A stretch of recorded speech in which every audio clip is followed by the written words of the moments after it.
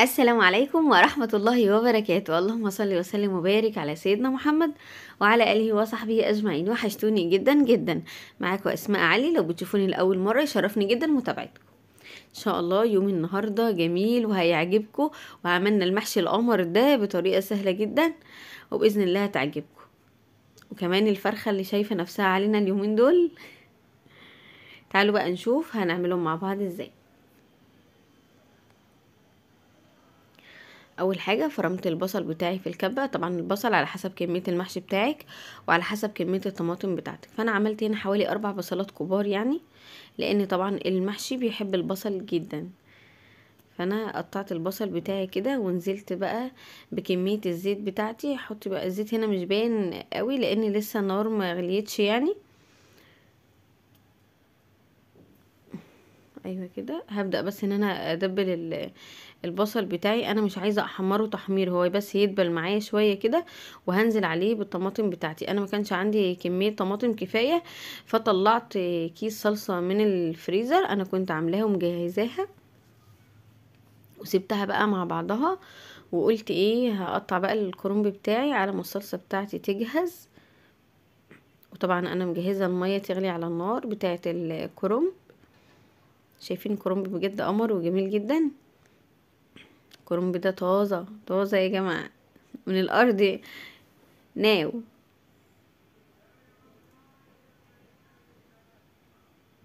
وهبدأ بقى اقطعه كده زي ما انتم شايفين. طبعا هو اصلا كرنب صغير، فانا ايه هحطه مره واحده في الحله بتاعتي. الورقه الخضراء اللي هي الناشفه الكبيره قوي دي انا هشيلها هرميها. مش كل الورق الاخضر طبعا برميه، في ورقه بتبقى حلوه ونظيفه كده فايه بعملها، لان انا اصلا بحب الورق الاخضر في الكرنب.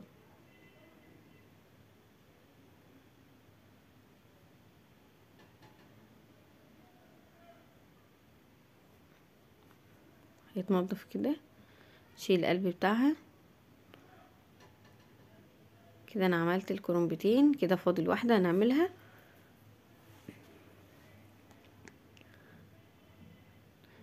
عايزين نشجع بعض كده يا جماعه، والله مفيش حاجه صعبه يعني.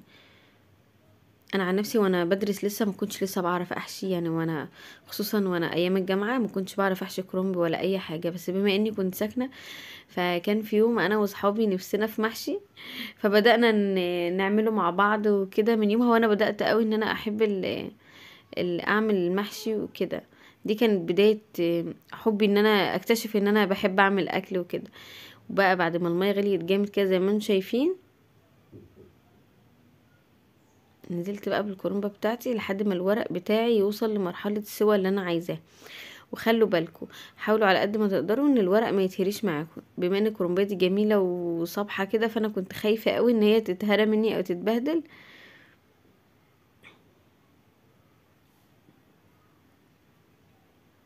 هنزل بقى بالكرنباية التانية. وعلى فكرة لو انت حسيتي ان الورق ان المية سخنة قوي على الورق وانت هو خد سوا زيادة منك، الحقيقة بقى بدل ما تسيبيه على بعضه كده حطيه في مية ساقعة على طول، مية من الحنفية، بحيث ان هو ما يكملش سوا اكتر من كده كمان ويتهرى منك. انا عملت كده في الورق ده برضو.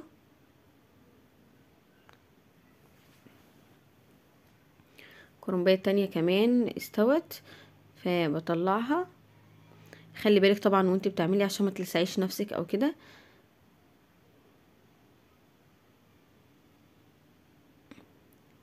شيل باقي الكرنبايه.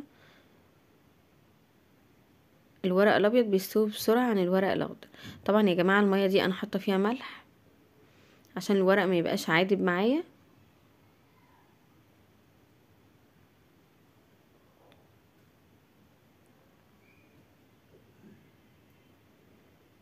دي كده الكرنبايه اللي فاضله معانا.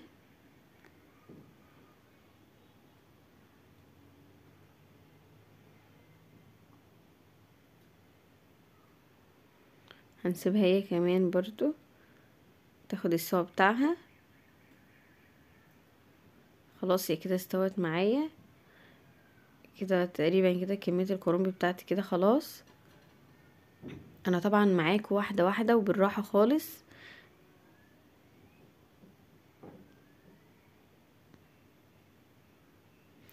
هو المحشي متعب شوية يا جماعة، بس بصراحة النتيجة تستاهل. هبدأ بقى ان انا اقطع ورق الكرنب بتاعي معاكم.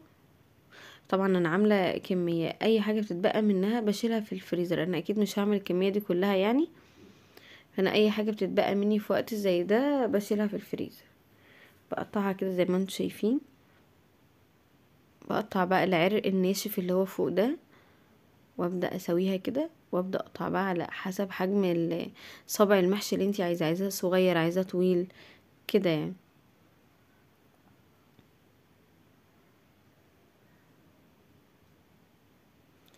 انا شايفه ان الطريقه دي في التقطيع بصراحه ما بتهدرش قوي في الورق معاكي، وفي نفس الوقت بيطلع معاكي نتيجه كويسه جدا لشكل الورق.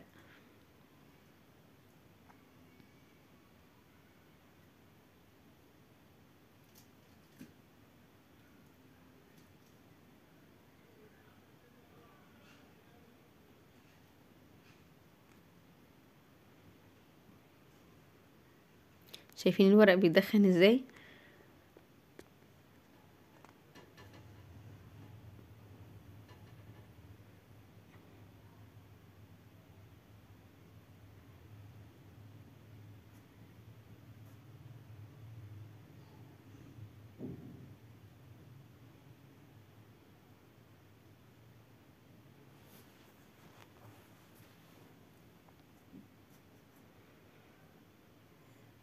طبعا بما ان الكرنب صغير فمعظم الورق صغير اوي، فانا كنت بدور كده على الورقه اللي هي شاده معايا كده عشان اطلع منها اكبر كميه من الورق. شايفين ما شاء الله كده. خلاص انا خلصت الكميه بتاعتي وكلهم تقريبا حجم واحد الحمد لله.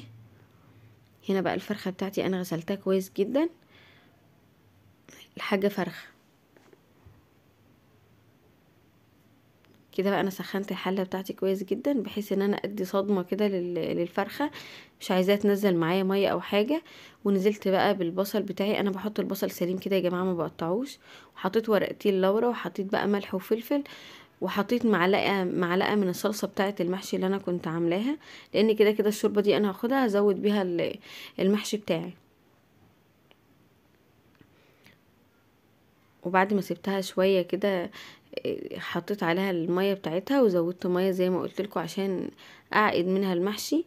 وهنا بقى كزبرة على شبت على بقدونس. الخضر بتاعي بقى زي ما تحب، ممكن كزبرة بس، في ناس ما بتحبش الشبت على المحشي او البقدونس، على حسب بقى انت بتحبي ايه.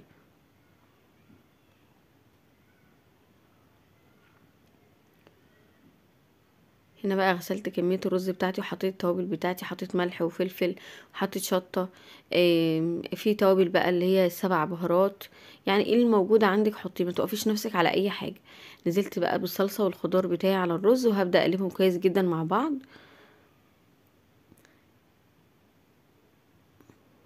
انا حسيت ان الزيت يعني قليل شوية، فحطيت كمان ايه حبة زيت كده بحيث ان المحشي يكون بيلمع معايا كده وحلو.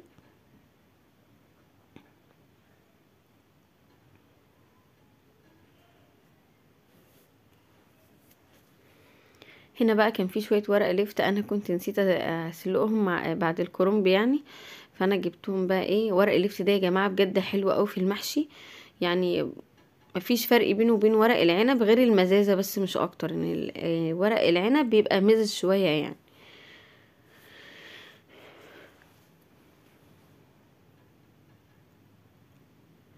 هنا بقى هبدأ احشي.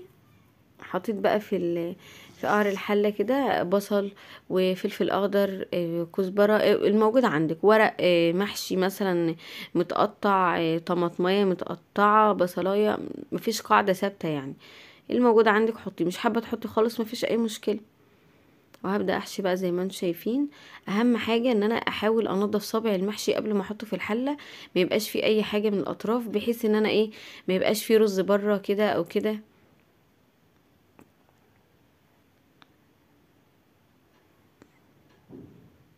هبدأ احط برضو كده وانضف بقى من الجناب كده، احاول ان انا ما اكترش فيه رز قوي عشان ما يبقاش ايه مطلع رز معايا من الجناب او كده.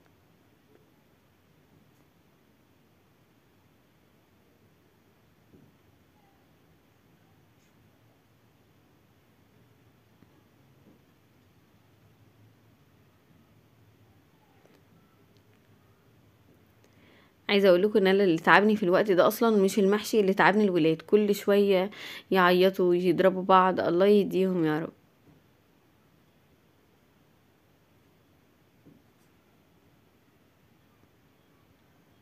شايفين ما شاء الله. ابدا انضف على قد ما اقدر كده صابع المحشي.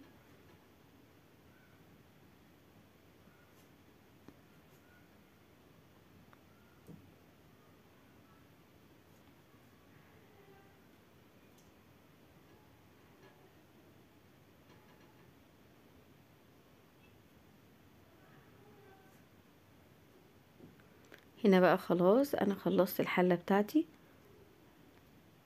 شايفين شكلها ما شاء الله.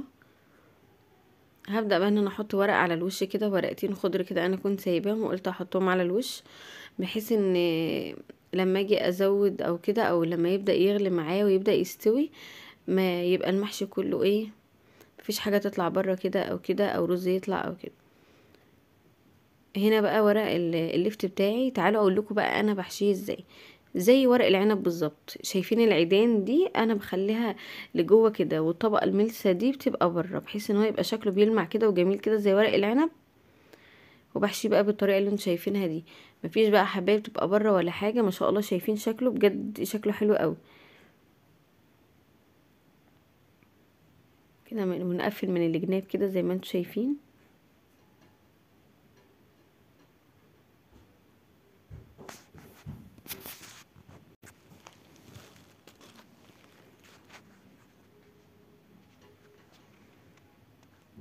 بيتحشى بسهوله جدا، نفس فكره ورق العنب بالظبط.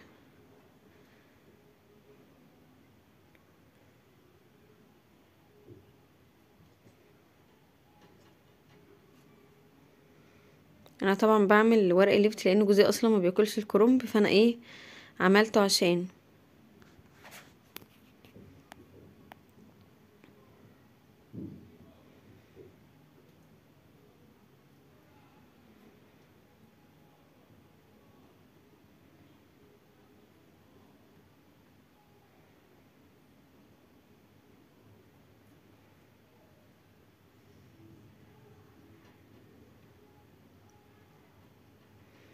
هنا بقى هبدأ ايه احط الشوربة بتاعتي اللي طلعت من الفراخ. طبعا الشوربة ملحها متظبط وكل حاجة، فانا هنا مش هحط بقى ولا اي ملح ولا اي حاجة، واحنا مظبطين كمان الخلطة بتاعتنا بالملح وكل حاجة.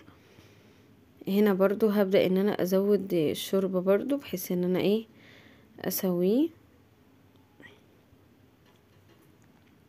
وحطيت معلقة سمنة بلدي كده لو موجودة عندك، مش موجود مفيش مشكلة. هنا بقى احط فرخة في الفرن احمرها.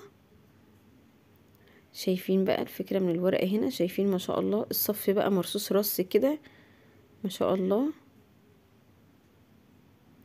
اللهم بارك. وكمان محشي اللفت بجد قمر.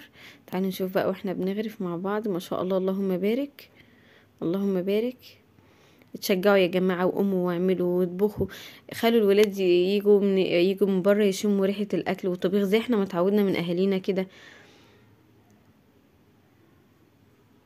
هما دايما بيقولوا ان جيلنا جيل متدلع، لا يا جماعة احنا قدها ونقدر ونسد، بس كل حاجة بتاخد وقتها.